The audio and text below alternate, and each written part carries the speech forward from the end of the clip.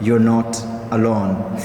There's a lot you could learn from that experience. Keep holding on. Ladies and gentlemen, this is episode A68 in the Philosophy and Science wing.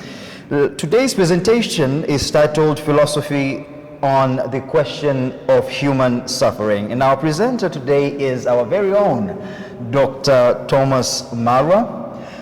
In short, Dr. Thomas Marwa is the head of department at Jordan University College in Morogoro, Tanzania.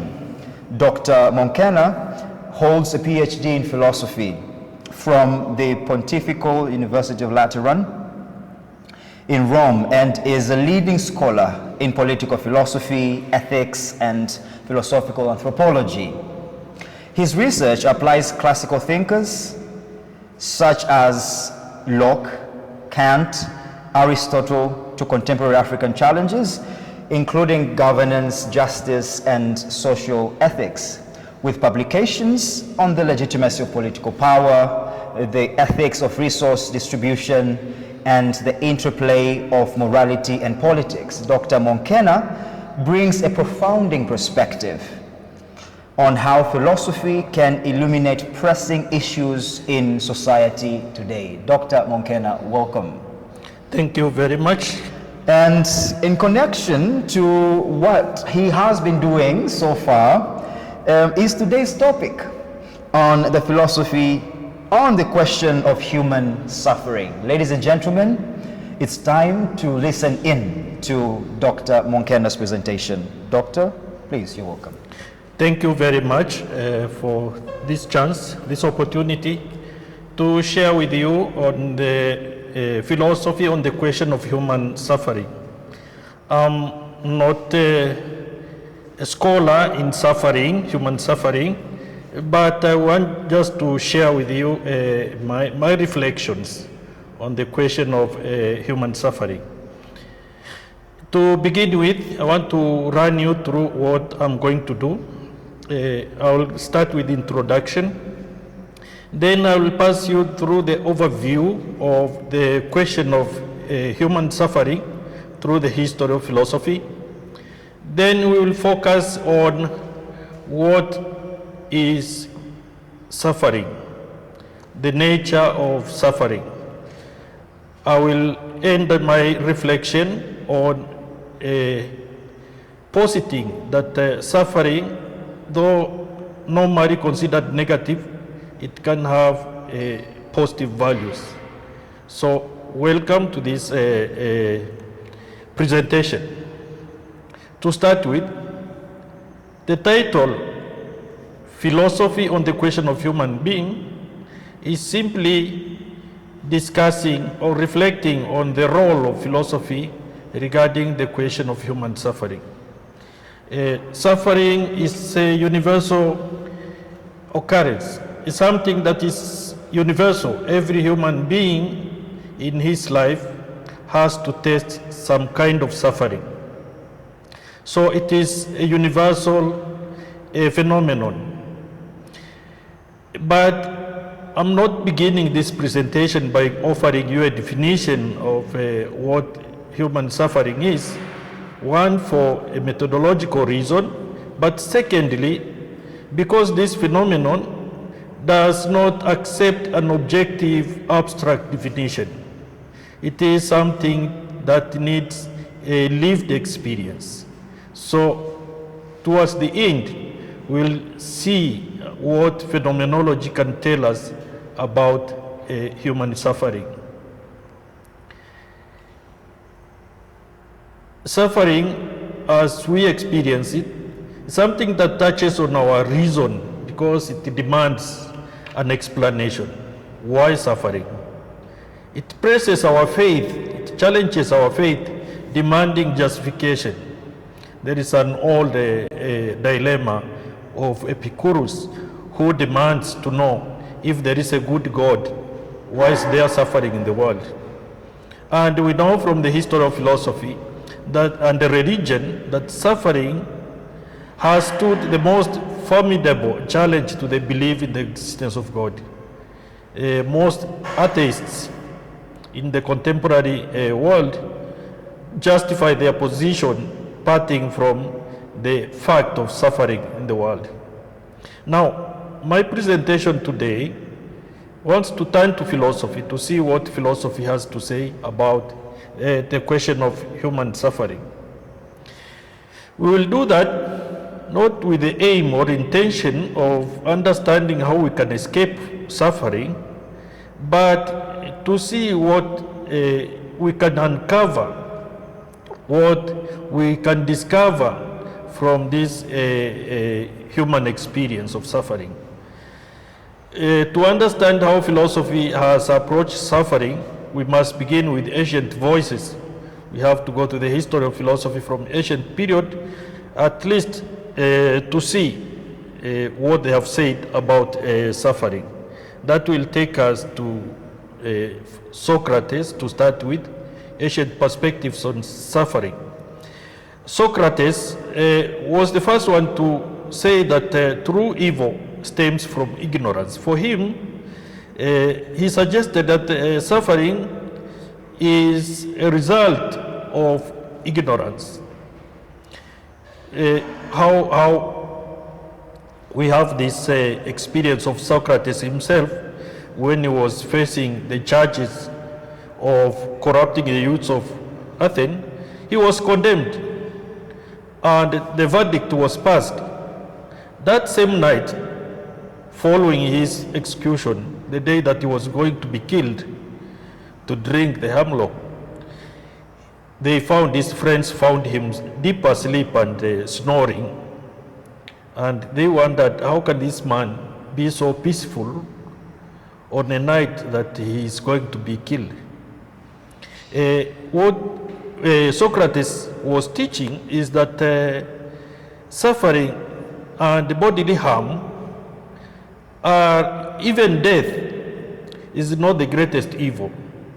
For him, the true evil was ignorance and the corruption of the soul.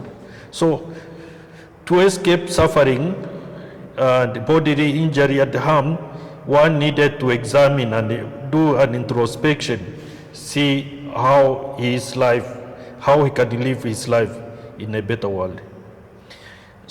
Aristotle, some years later, acknowledged that suffering is there as a human condition.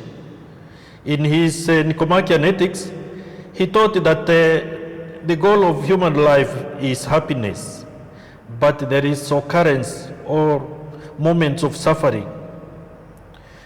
Virtue, however, according to him, enables us to endure suffering with dignity. So, in short, Aristotle sees suffering as something that tests the character, tests the virtues or the moral strength. If one endures suffering, then his virtues become strong. Stoics, Epictetus, is another fellow.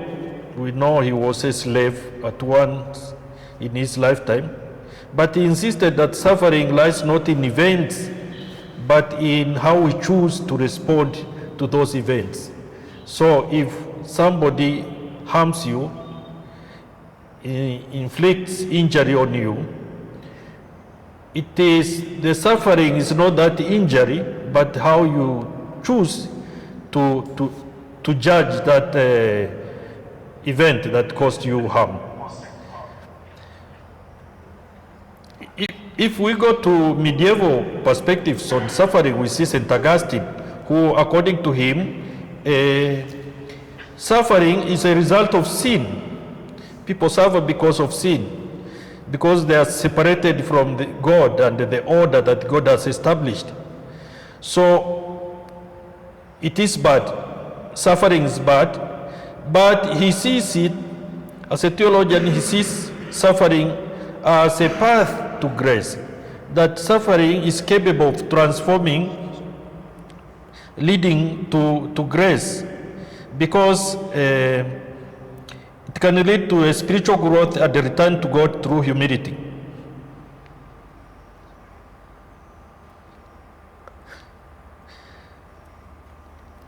we see that St. Augustine himself, in his Confessions, he tells us that it is his own tears that led him to conversion.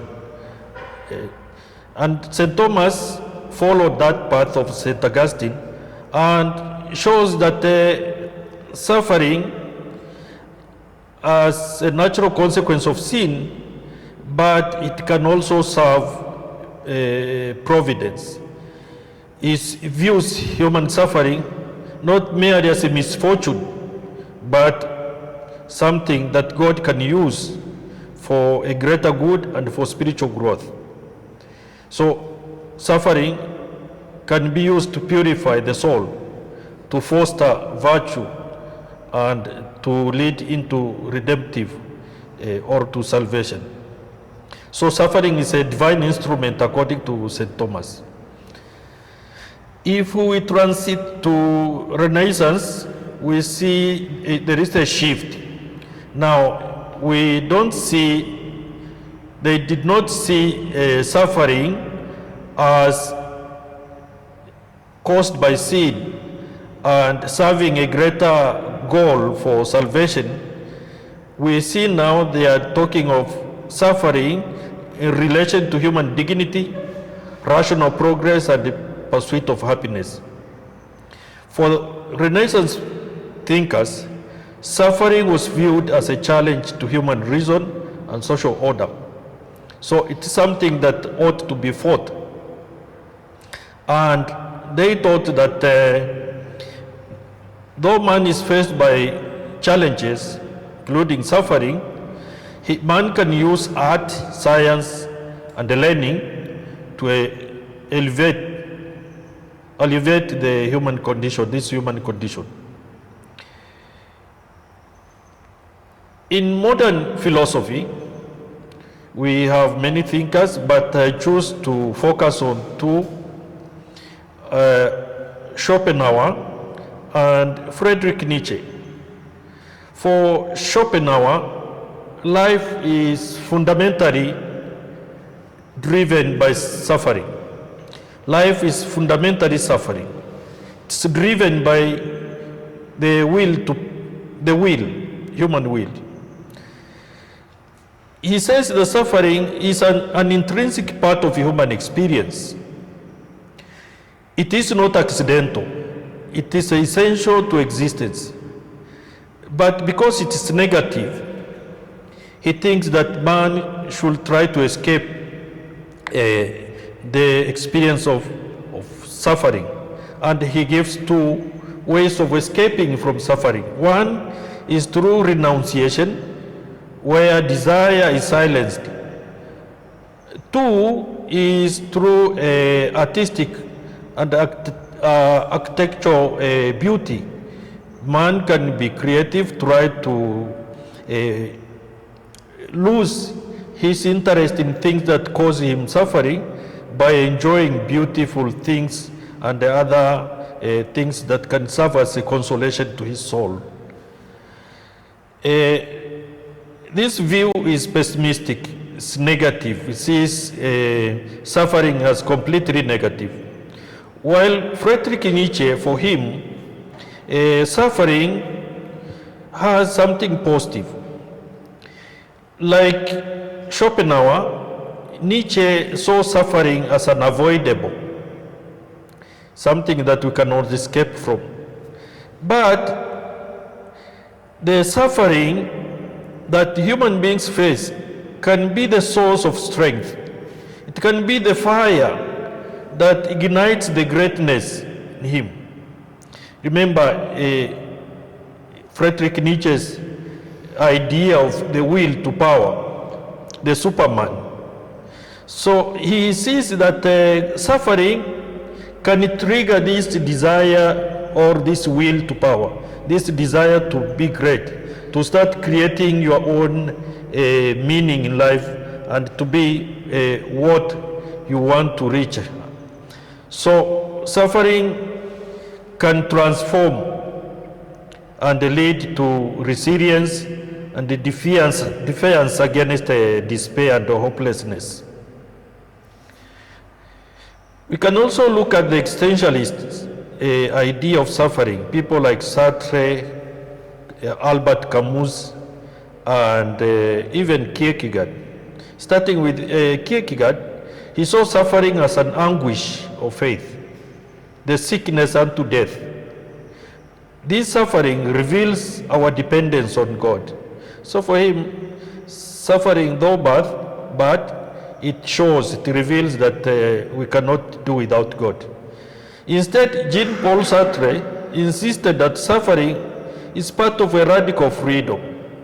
We suffer because of our freedom. We are condemned to be free.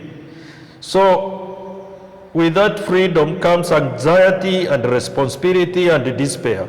All this, they cause human being to suffer, to lack tranquility. On the other hand, Albert Camus, another existentialist, declared that suffering exposes the meaninglessness of existence. Life is absurd.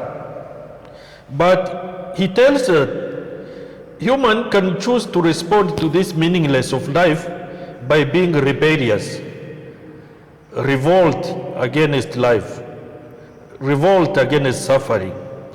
That way, the whole life becomes a life of rebelliousness, according to Camus.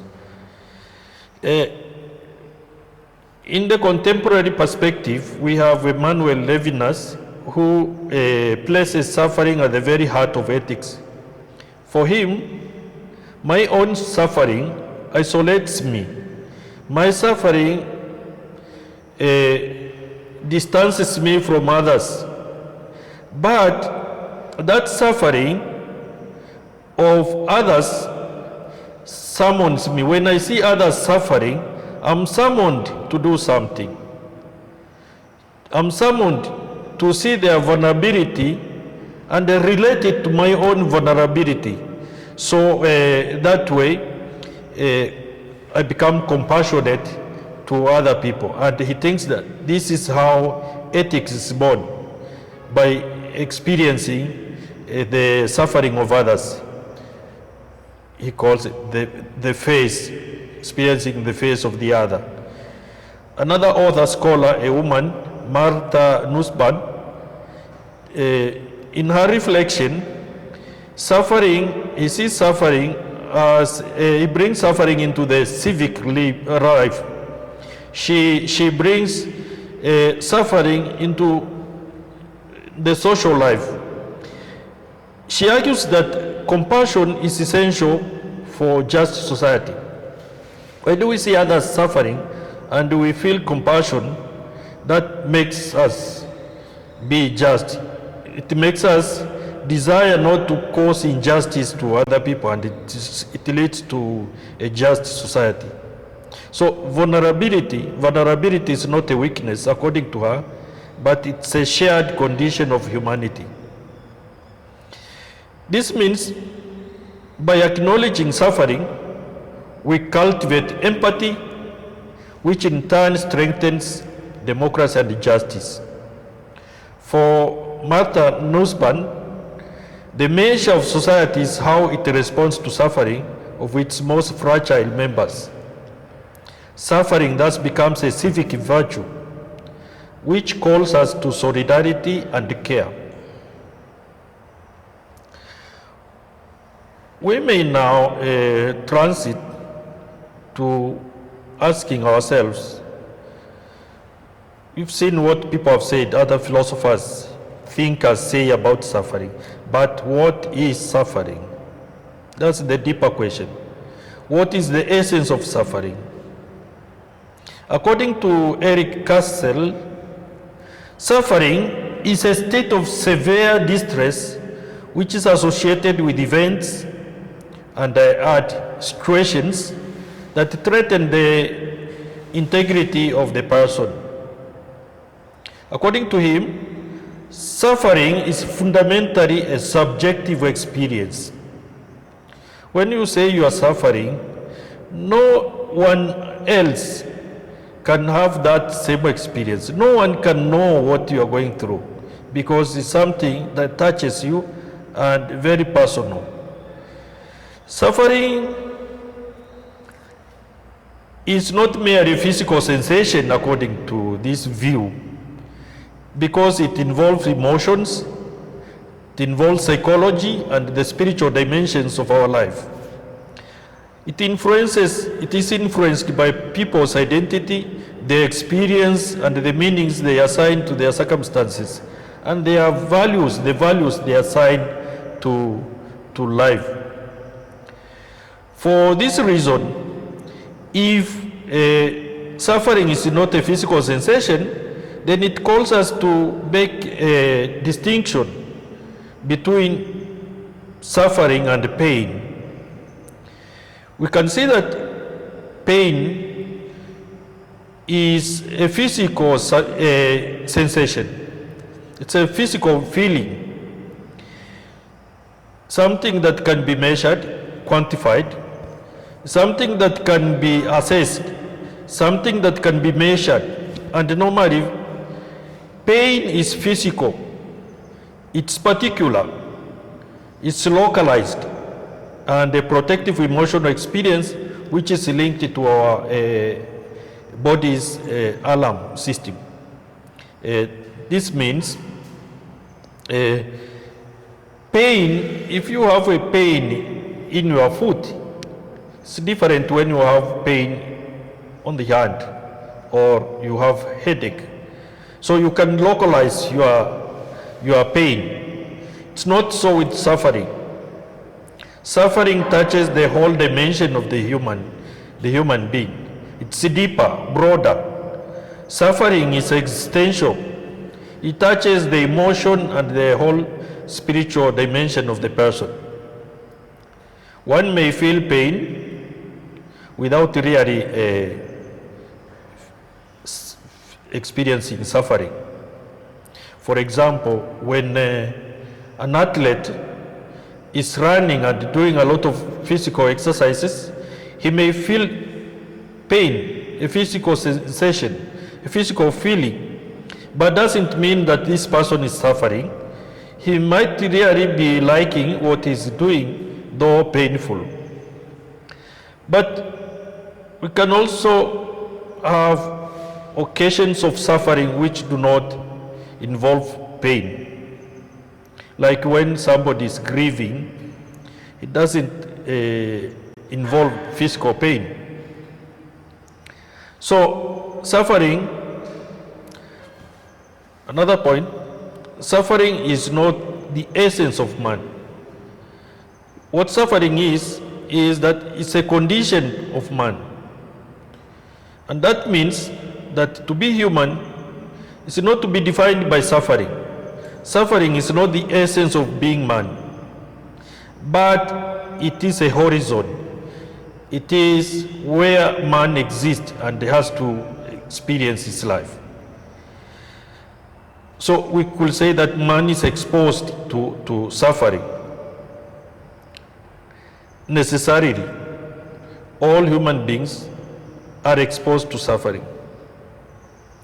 Now, what does that tell us as philosophers, or from a philosophical perspective? You can see that suffering carries a profound philosophical implication. One, and this is, you can find this from Martin Heidegger especially, that suffering reveals our vulnerability and our finitude. If you analyze suffering phenomenologically, you see that it reveals our finitude. The fact that we are able to suffer, the fact that suffering tells us that there is no future ahead. The projects we have for the future seem meaningless.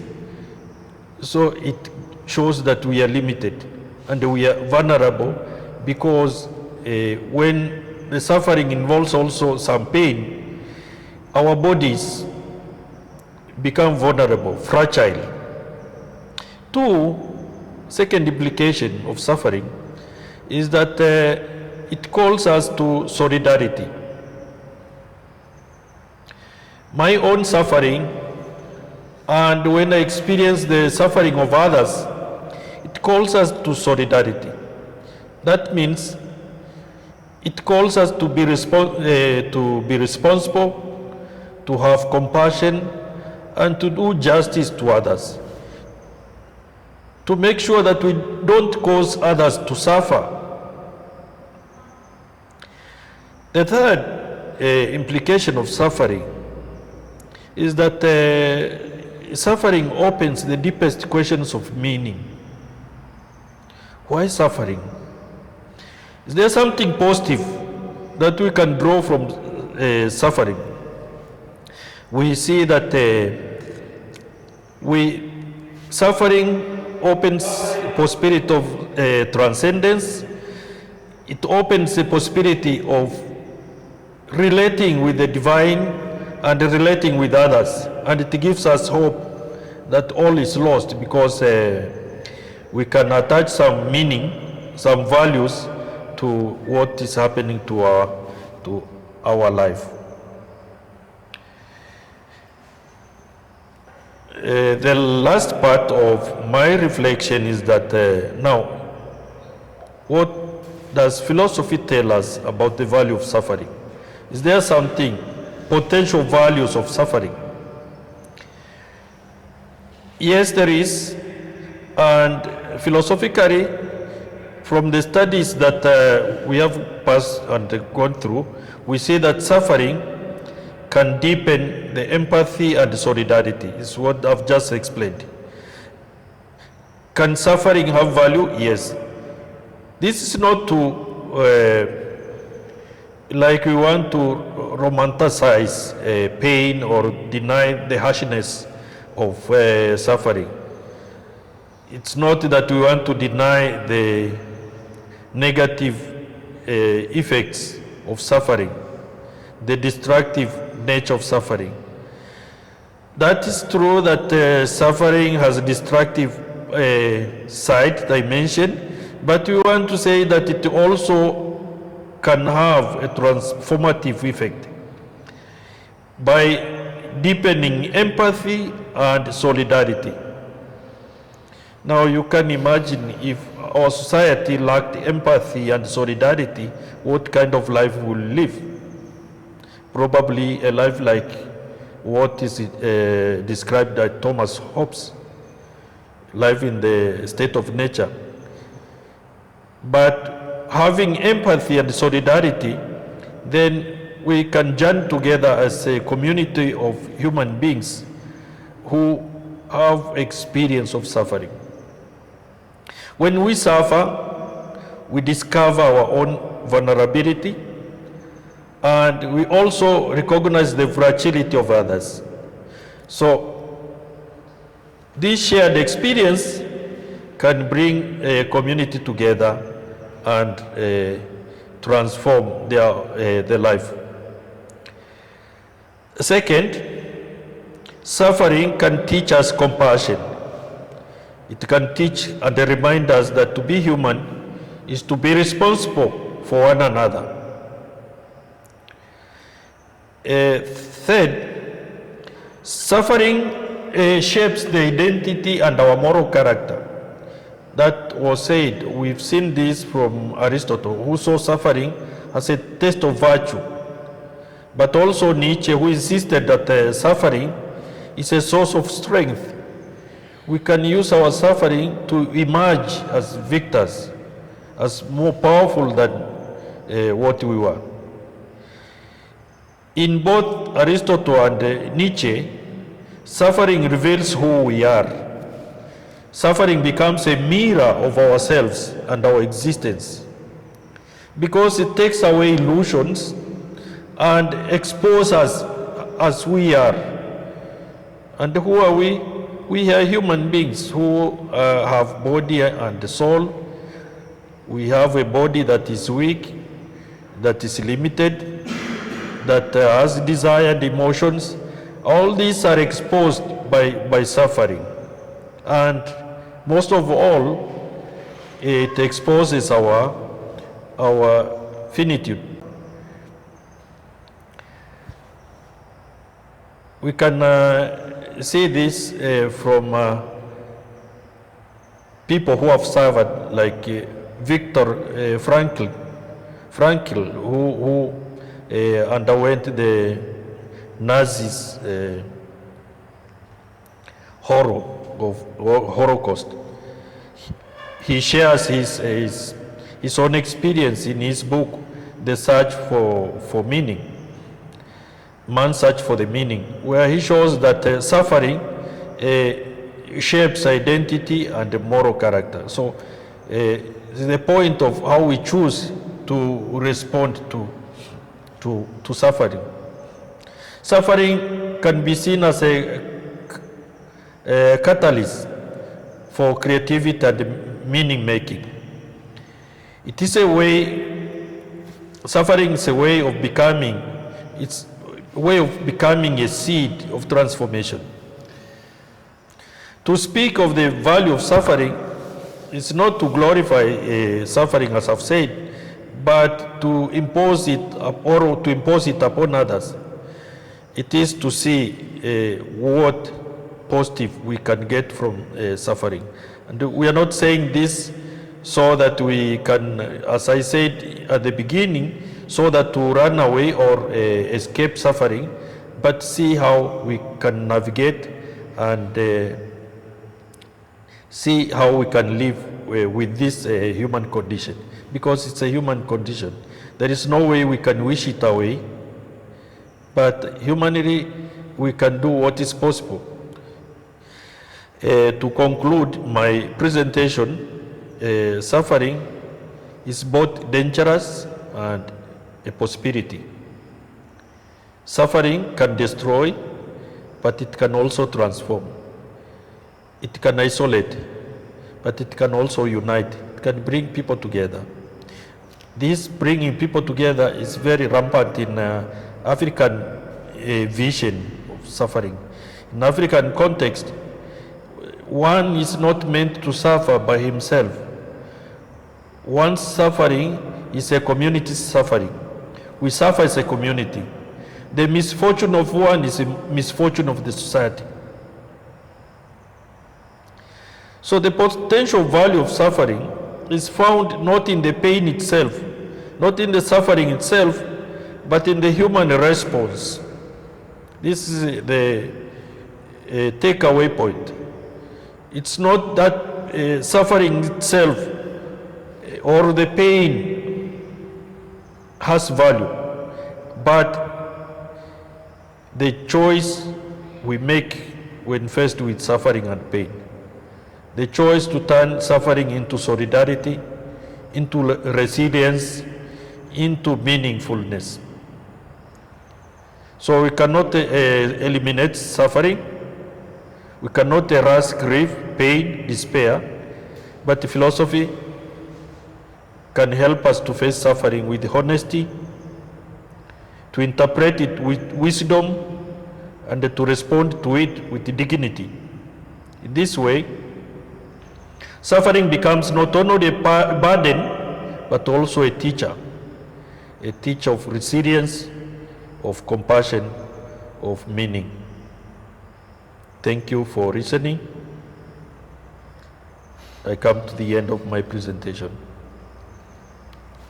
Round of applause, Marwa, for such a presentation. As you ended there, or as you were ending there, I actually got teary eyes here because of the things you were alerting us on, especially suffering being understood as a teacher, suffering being understood as that which we can look at and derive meaning from. Thank you very much, Dr. Marwa, for such a presentation. At the same time, thank you very much for our online listeners. We have a couple of online listeners today, which is really, really encouraging to see. So hopefully for those who have listened in, I hope you also have a couple of questions or a contribution that you are willing to throw at Dr. Marwa today, so that we can well grasp that which he was trying to understand. If at all you have any question, please raise your hand for those in the online platform, and for us here, we're here, we can simply just speak out and raise those points.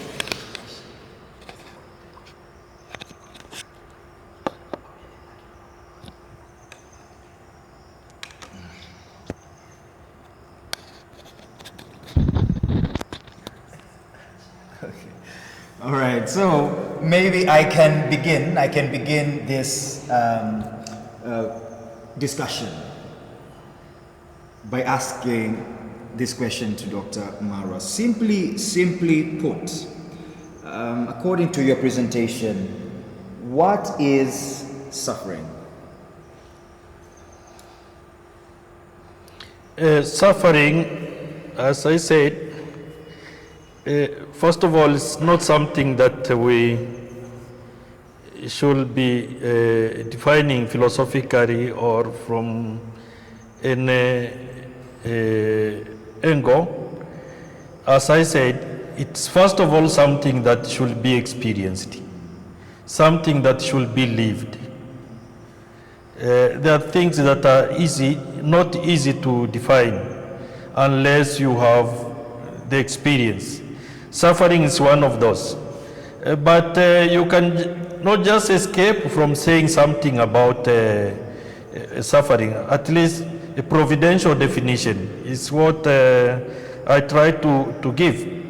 Suffering is a state of distress that is associated with a threat to the integrity of the person. In other words, when there is something that threatens what you are as a person, shakes you, shakes who you are, how you see life, your values, the core values, that touches on your physicality, your psychology, and your spirituality, that is suffering. And it can have many sources. It can be physical pain, which touches on your body, that can lead to suffering. It can be despair, lack. You are in a situation where you don't see why you should exist. You are in a situation where you are rejected by society, and therefore your personal value, your self-esteem is undermined.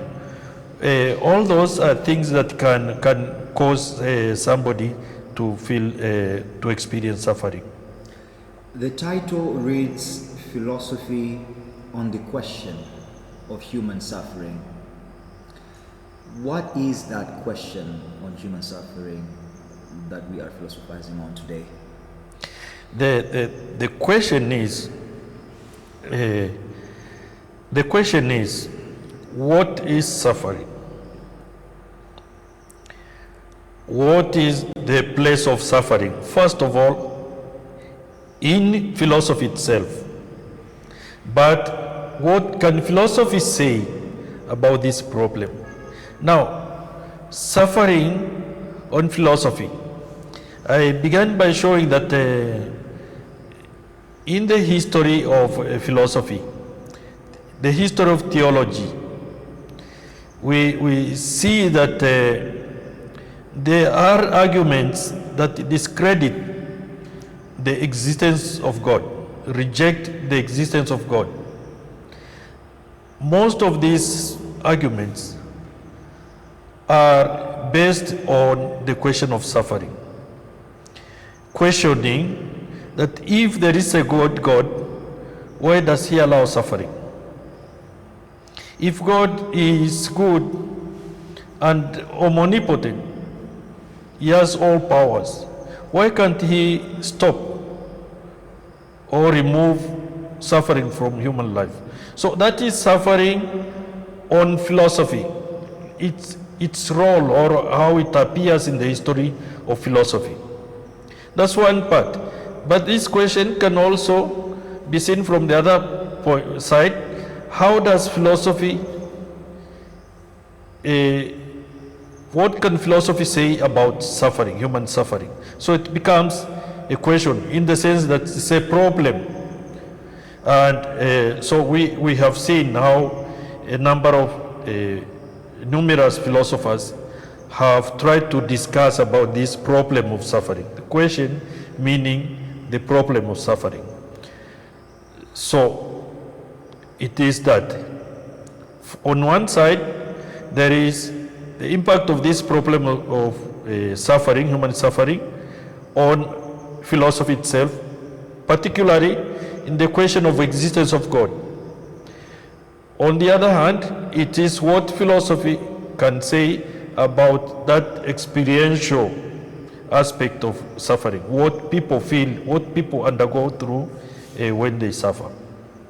Questioning why is, first of all, must that suffering exist, and what it does to human beings and how people experience that.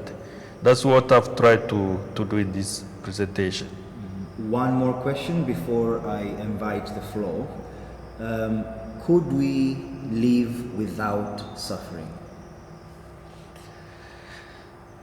That's a difficult question. It depends the perspective you take. First of all, before I answer that, let me make a disclaimer that I deliberately avoided to consider various religions, their views of various religions on the question of suffering. But if you listen or if you go to St. Augustine, for example, a theologian and philosopher of the Christianity, he shows that suffering is a consequence. It's a consequence of sin, which means if there could not be could not have sin, then human beings could not experience this suffering. And or St. Thomas says in the beatific vision, if all human beings were to turn back to God and experience the beatific vision, then it's a state where there is no suffering. So there is a way in which Christianity attaches suffering to sin.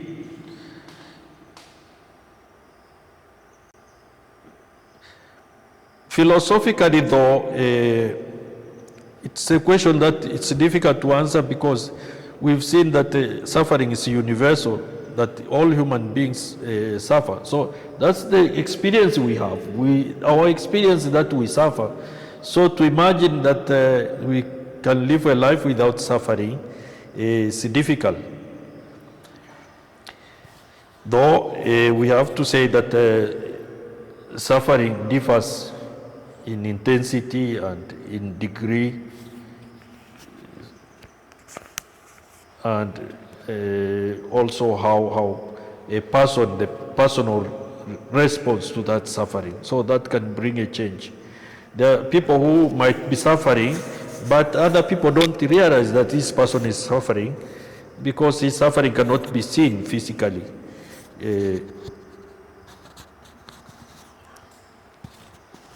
Thank you.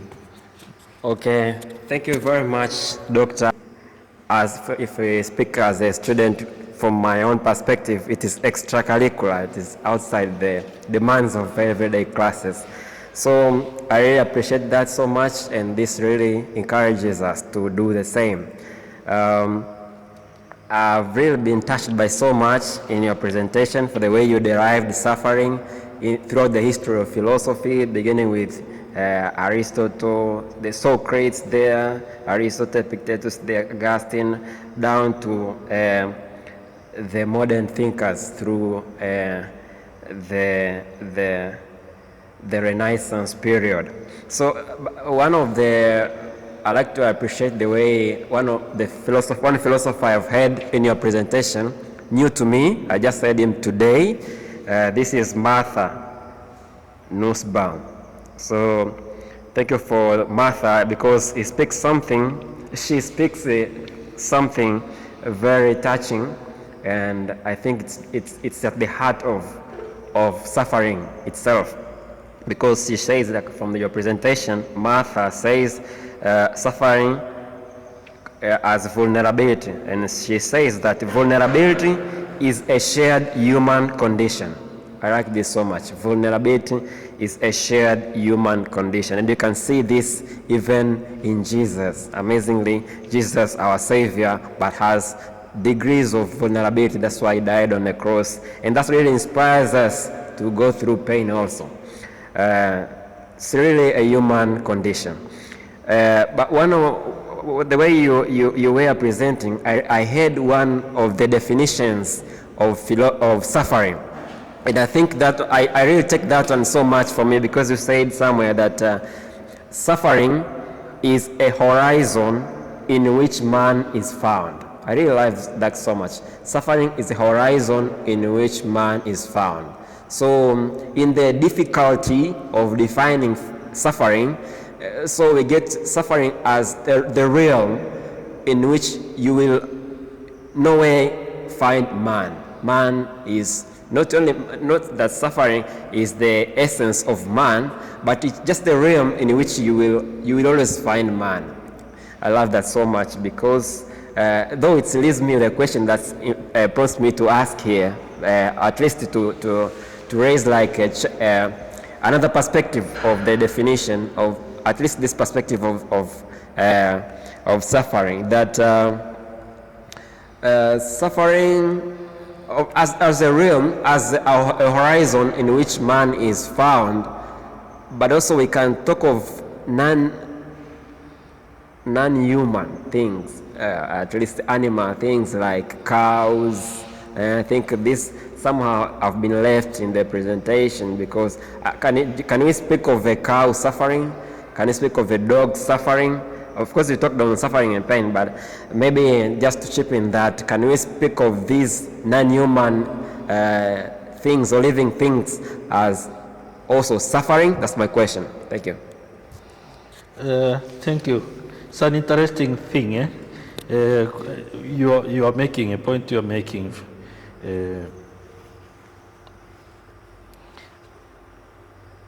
First of all,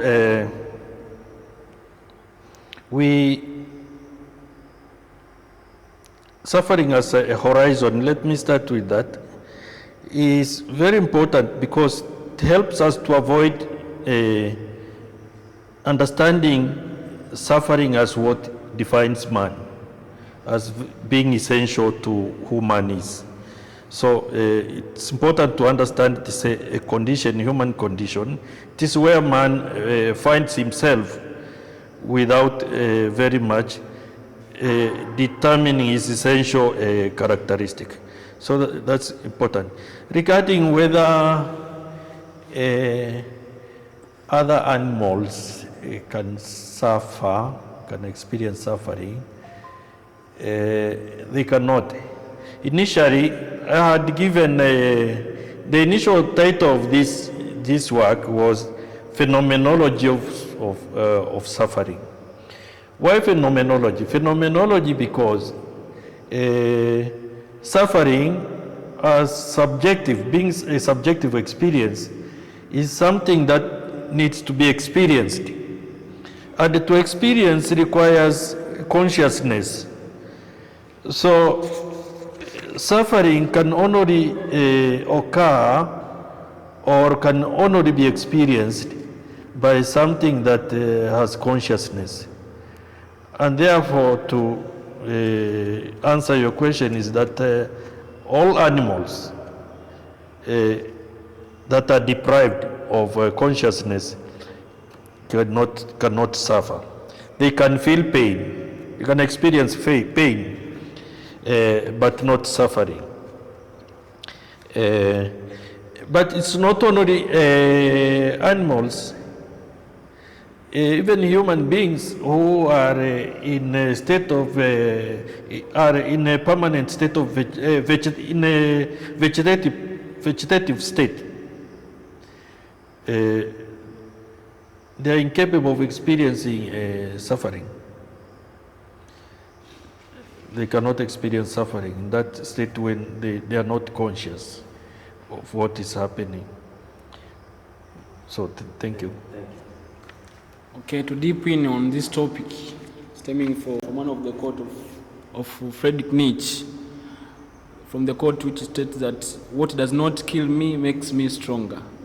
So to transform these sufferings into affirmation, resilience, and deficiency and against despair.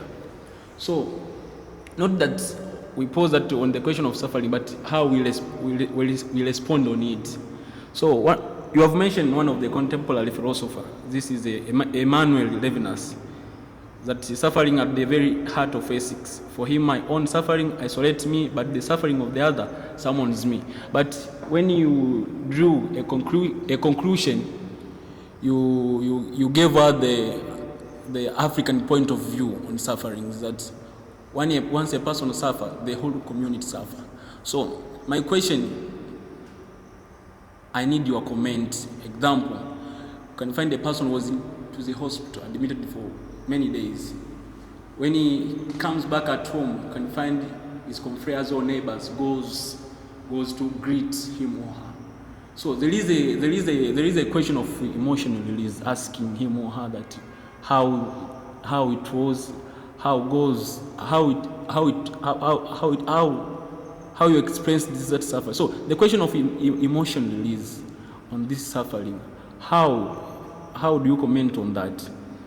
When a person talks to other about his personal sufferings. Yeah, the communication of or sharing your own suffering or experience of suffering is that part of being a community or seeking to that understanding. When you understand or you have a vision or a perspective that suffering, what I'm going through, also affect other people. Or other people know that what you are going through is also affecting them. Not necessarily that they are feeling exact thing you are feeling, but they know that it affects them in a way. Philosophically, it is because when you have your own suffering, you have faced your own suffering. When you see others suffer, it arouses the experience of your own suffering. So without equating your suffering and his or her suffering, but you experience that commonality, you know that his suffering, I've also suffered in similar circumstances. So it brings you start feeling compassion or empathy to that person, because at a certain time you are also facing similar. So that can bring you together. That can make you move from here to that person who know he has passed some weeks or some months in the hospital or is experiencing cancer. You go and at least stay with him, ask him how he's doing, talk to him, that understanding. He can choose to open up, share, tell you what he's feeling, but even without saying anything, you being there there is something that is changing in you, the empathy and the compassion that is growing within you. But also him, the way now he receives you, can also speak a lot of things. If he is open to share, narrate to you his internal or experience, then it may make you or increase or heighten your empathy and your compassion, sense of compassion. If he remains indifferent to you are going to see him, then he may be reducing that your spontaneity to other people's suffering. So no, that as I said is common to Bantu philosophy, where if you suffer with others. Your problem is not yours only. That's why you cannot imagine in African setup, for example, a barrio of 10 people.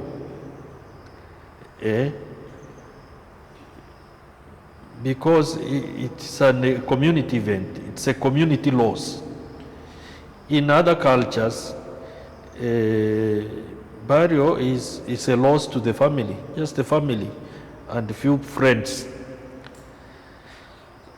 So those are perspectives, different perspectives, and they determine how you understand and how you respond to suffering. Thank you. Yes, so let me allow one online listener, Bruno Mwala. Please, you're welcome. Unmute your mic and ask your question. Thank you for this opportunity. Father, as he was presenting his presentation, I tried to reflect on how people are living in the society I'm coming from in relation to suffering. I have been witnessing that those people whom we consider to be good at once, when they face suffering, they tend to change their habits. So in this sense, how does suffering change their personality? Is it themselves who are changing, or it is just suffering that changes them? Thank you. Thank you, Bruno. I've confessed that suffering can be destructive. Suffering can be bad. The difference comes on how we choose to respond to that suffering. Suffering itself does not have meaning. It is the way we respond to it, that meaning can come. When I say that suffering is transformative, it doesn't mean that suffering by itself can bring transformation. No, it is how we choose to look at suffering, how we want to interpret that suffering and respond to it. Albert Camus, an existentialist philosopher, very much known for declaring that life is meaningless, does not recommend suicide. For example, that because I'm suffering and life has no meaning, I have to kill myself. No, that is cowardness, according to him. The correct response is to respond to suffering with rebellion, according to him. You show rebellion. You fight, even though you know that your fight will not bring anything, will not change the situation, but it builds your character. It shows that you are not giving up to the fate of life. So you keep on fighting, and that way you go against the absurdity of life.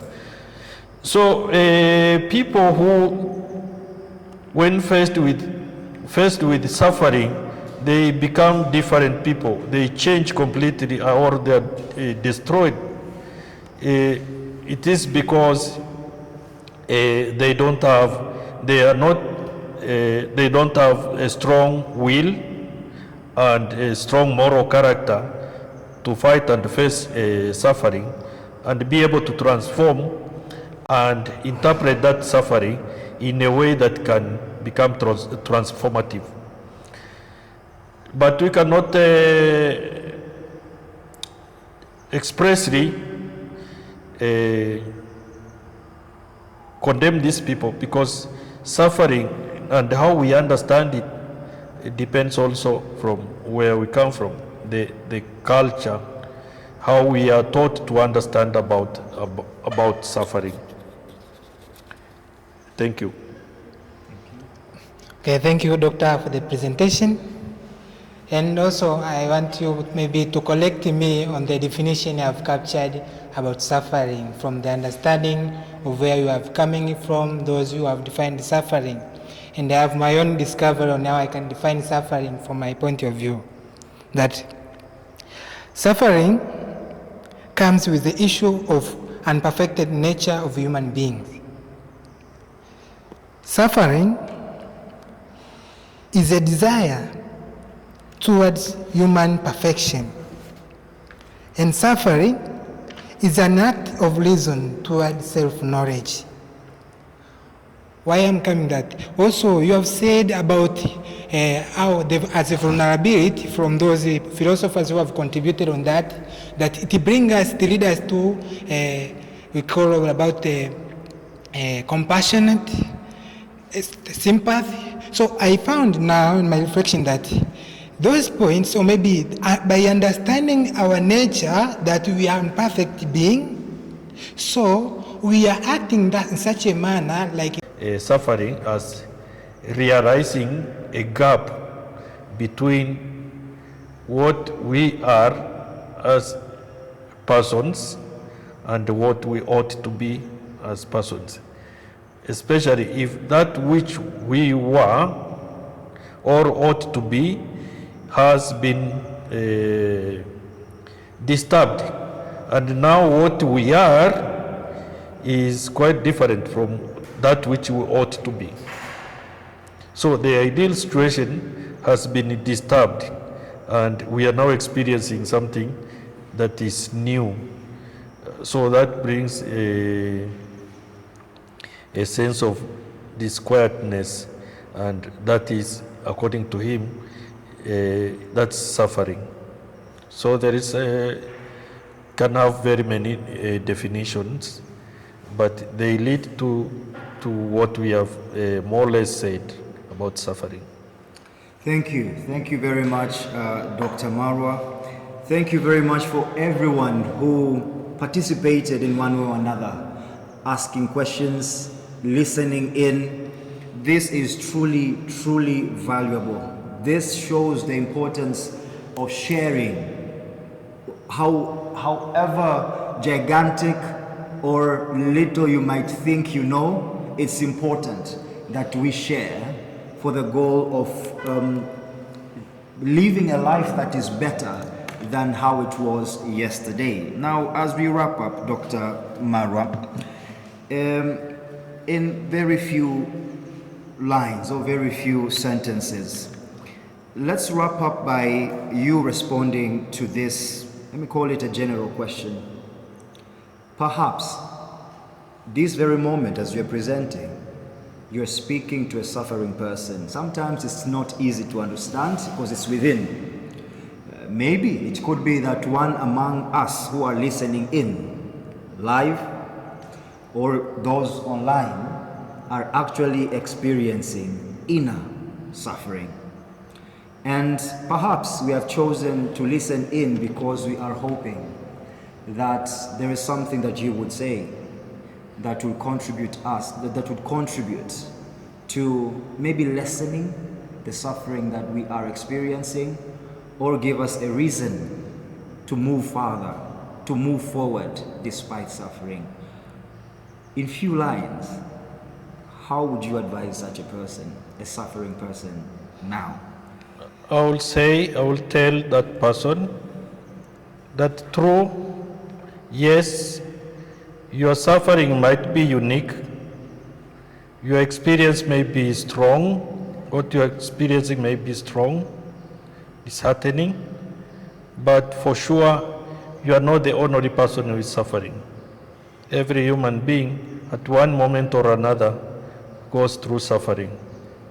So this should give hope and encouragement that you are not alone in this world. You are not alone in your suffering. Thank you. Thank you very much. A round of applause to Dr. Marwa. Doctor, thank you very much for such a session. Ladies and gentlemen, today's topic was philosophy on the question of human suffering. And we have heard Dr.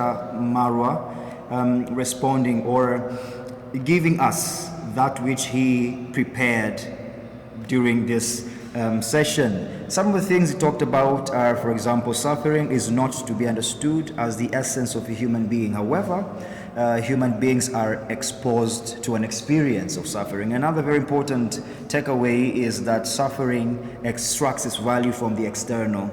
Our response to it, our interpretation of it. Suffering is not intrinsically valuable. And at the end of the day, as he wrapped up his presentation, he also spoke to a suffering person. You're not alone.